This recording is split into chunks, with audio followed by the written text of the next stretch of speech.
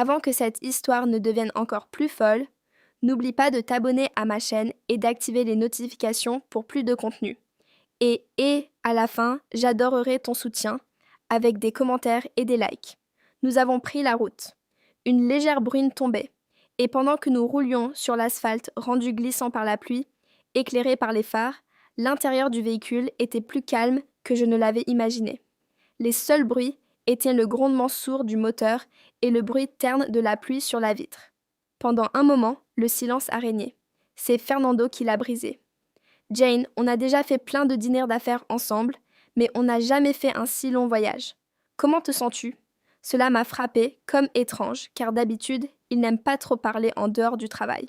Un petit sourire s'est formé sur mon visage. C'est un peu étrange. J'ai toujours pensé que tu t'inquiétais que je me sente surchargée de responsabilités. Et pourtant, nous voilà à descendre une route que ni toi ni moi ne connaissons vraiment. Fernando a quitté la route des yeux une fraction de seconde pour me regarder.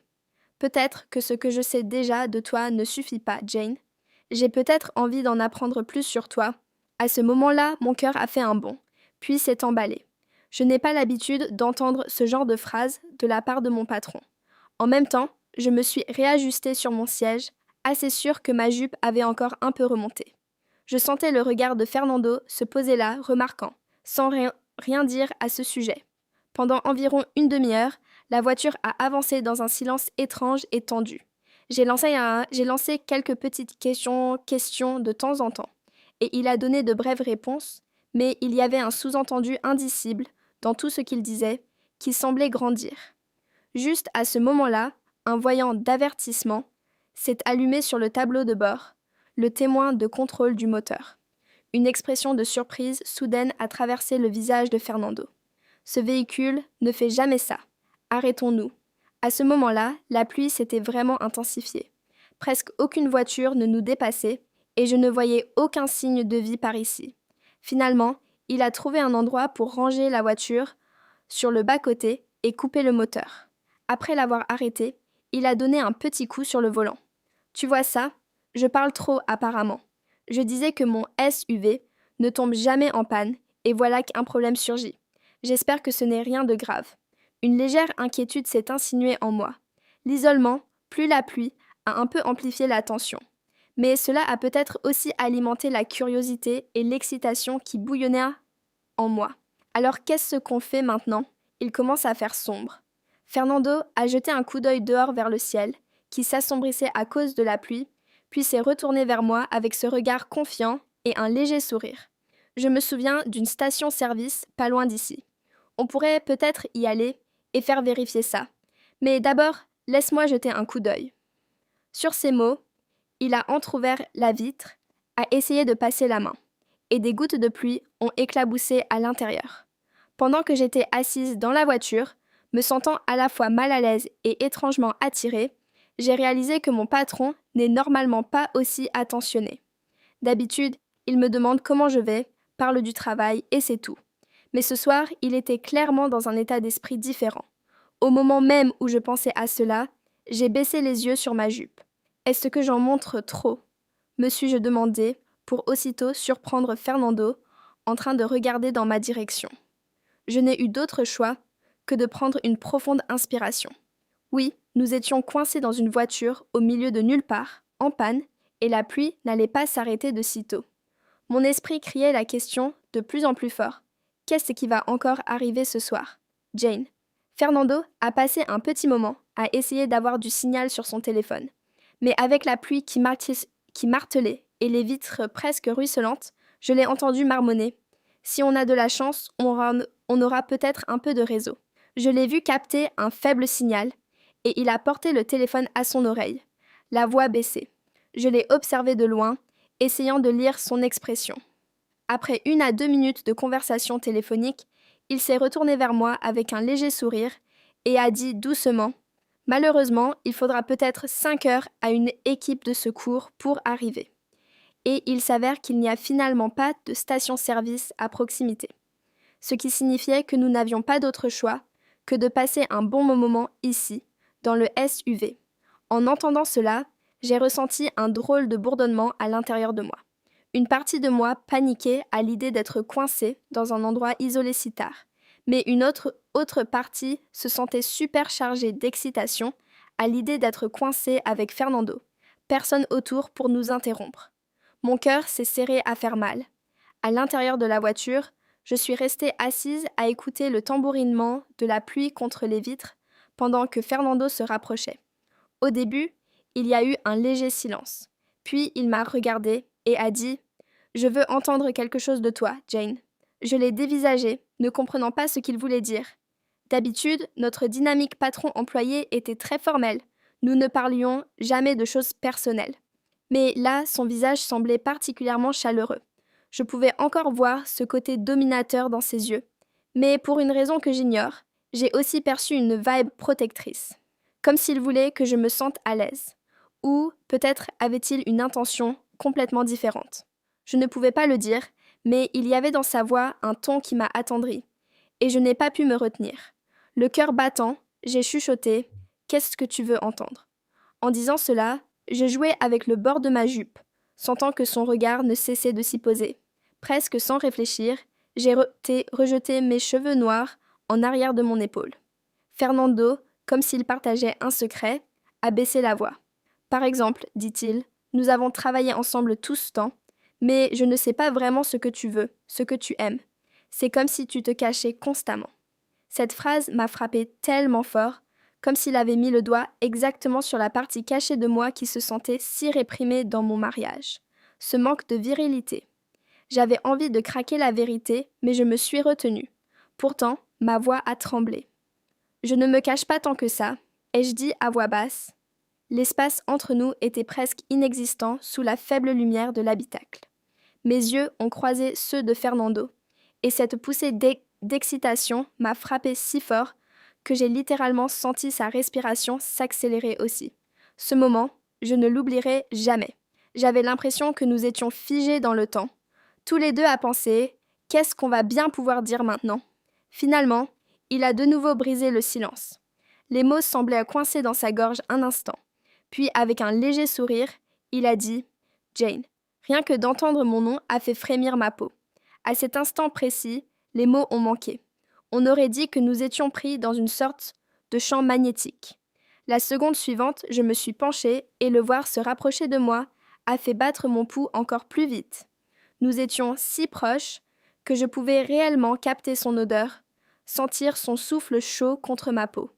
Avant même de m'en rendre compte, mon esprit criait « Jane, arrête-toi !» Mais mon corps n'écoutait pas. La passivité de mon mari Bernard, ce vide que j'avais porté si longtemps, l'énergie forte et dominante de Fernando, tout résonnait dans ma tête à la fois. J'avais fermé les yeux et je me suis laissée aller. Pendant quelques secondes, mon cœur battait si fort qu'il semblait résonner dans mes oreilles. Je ne pouvais pas nier l'attirance que je ressentais. Et Fernando la ressentait clairement aussi, parce que j'ai senti une de ses mains trouver lentement la mienne, tandis que l'autre bougeait, comme s'il voulait toucher mon épaule. Au moment où nous nous sommes penchés, l'un vers l'autre, c'était comme si tous les sons du monde avaient disparu à l'exception de notre respiration. Mon cœur battait si fort que je ne pouvais pas calmer la tempête qui faisait rage en moi. Ce qui m'a le plus choqué, c'est que Fernando semblait tout aussi enveloppé dans ce même désir intense. L'expression sur son visage, si ferme mais adoucie par le moment, a éliminé toute hésitation que j'avais. Puis Fernando a doucement posé sa main sur mon épaule. Sentir sa chaleur a envoyé un frisson dans mon dos. Son toucher sur ma peau a déclenché une sorte d'énergie que je n'avais jamais ressentie auparavant.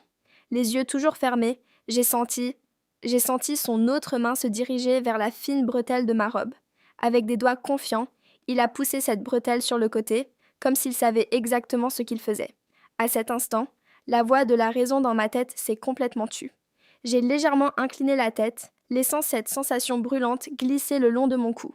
C'était comme si chaque toucher comblait le vide à l'intérieur de moi. Pendant ce temps, j'ai trouvé le courage de faire glisser mon autre bretelle.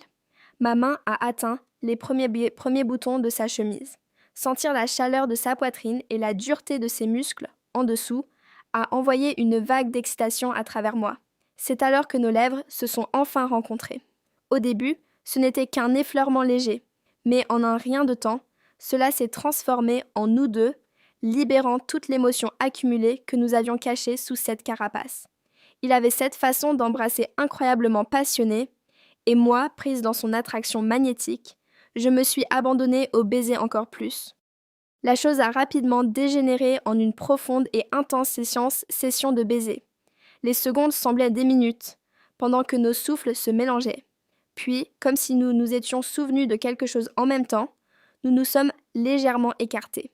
Dehors, la pluie semblait plus forte que jamais. Les mots étaient à peu près inutiles. Nos yeux se sont croisés, et j'ai alors réalisé que ma robe avait glissé. Je l'ai rattrapée et je l'ai en quelque sorte jetée sur le siège, avant dans un geste paniqué. Mon cœur cognait toujours dans ma poitrine. Je n'arrivais pas à croire à quelle vitesse les choses se passaient, comment j'avais pris cette décision et comment je me retrouvais maintenant dans cette situation. Il faisait froid dehors, mais la pluie qui frappait ma peau était étrangement rafraîchissante, ce qui augmentait aussi l'adrénaline qui courait dans mes veines. J'étais trop bouleversée pour parler. Je me suis dépêchée vers la banquette arrière du SUV, remarquant au passage qu'elle semblait plus spacieuse, peut-être plus confortable. Fernando m'a suivi sans dire un mot. Au moment où nous sommes arrivés à la banquette arrière, il a passé un bras autour de ma taille et m'a attirée contre lui. Cette chaleur de son corps et son odeur forte et distinctive ont complètement effacé toutes les pensées qu'il me restait dans la tête. Quand nos lèvres se sont retrouvées, la pluie dehors ressemblait à une sorte de bande-son en arrière-plan. Mon cœur battait dans mes oreilles et la tempête à l'intérieur de moi m'entraînait dans un tout autre royaume. Tout ce à quoi je pensais, c'était que chaque seconde de ce moment allait rester gravée dans mon esprit pendant très longtemps. Sous la faible lumière de la voiture, j'ai jeté un coup d'œil au plafond et j'ai vu Fernando se pencher au-dessus de moi. L'instant d'après, j'ai passé ma main dans ses cheveux et quelque chose à l'intérieur de moi s'est allumé. Il n'y avait personne autour à des kilomètres. Alors, je n'avais pas peur de laisser échapper quelque bruit que ce soit. Je pouvais le sentir, quoi que je ressente était si intense et tellement bon. Fernando ne s'arrêtait pas. Il n'avait jamais l'air fatigué. De temps en temps, il me regardait et disait « Tu es si belle ». Cela seul semblait irréel, comme si j'étais coincée dans un rêve. Sa carrure immense me faisait tourner la tête, et son poids était tellement réel. Un vrai homme. Quand j'ai essayé de plaisanter en balbutiant « Tu es toujours mon patron ici aussi », ma voix tremblait. Puis est venue cette grande vague de sensations dans mes jambes, et je l'ai entendu dire « Il te reste plusieurs heures à être coincé ici avec ton patron ». Mes yeux se sont écarquillés à ces mots, et imaginer la suite m'a à la fois fait paniquer et souhaiter que cette nuit ne finisse jamais. Je me suis soudain sentie tellement fatiguée, comme si je pouvais à peine garder les yeux ouverts. La pluie dehors ne faiblissait pas, martelant comme si elle n'avait aucune intention de s'arrêter. Dans la lueur tamisée de la banquette arrière, nos souffles étaient encore mêlés pendant que Fernando s'approchait tranquillement, posant fermement sa main sur ma taille. Il me dévisageait avec ce regard calme mais passionné qui me mettait presque à l'aise tout en faisant battre mon cœur comme un fou. « Je connais Bernard, ton mari », a-t-il chuchoté, sa voix si douce et assurée que cela m'a à la fois choquée et a fait accélérer mon cœur. « Je vois dans tes yeux qu'il ne te suffit pas, mais après aujourd'hui, rien ne te manquera. » Puis il a eu ce léger sourire. Ce sourire a déclenché en moi une tempête d'émotions indescriptibles. À ce moment-là, j'avais l'impression d'être dans un rêve, sans notion du temps ni de l'heure. Nous étions coincés dans cette voiture, la pluie dehors refusait de cesser, et toute aide était encore loin. En entendant ce ton assuré dans la voix de Fernando, j'ai réalisé une fois de plus qu'il n'y aurait pas de sortie rapide d'ici. On dirait, a-t-il dit en plongeant son regard profondément dans le mien, qu'on va rester ensemble ici pendant encore des heures. Et vu la situation, il faudra qu'on passe au moins un jour de plus dans la ville où on se rend. Il avait encore ce sourire caractéristique sur le visage en le disant. J'ai renversé ma tête contre le dossier du siège en poussant un soupir fatigué. On dirait que cette nuit ne va jamais finir, ai-je marmonné pour moi-même, sentant toute l'excitation et la confusion à l'intérieur de moi. La vérité, c'est que je savais très bien qu'après ce soir, plus rien ne serait jamais pareil. J'ai hâte de vous raconter ce qui se passe quand nous arrivons enfin en ville pour cette réunion d'affaires et que nous nous installons. La prochaine fois, on plongera dans des trucs encore plus fous. Et si tu es arrivé jusqu'ici, je sais déjà que cette histoire t'a accroché. Ne manque pas la suite, appuie sur ce bouton suivre, active les notifications et laisse un commentaire sur ce récit. Je meurs d'envie de connaître ton avis.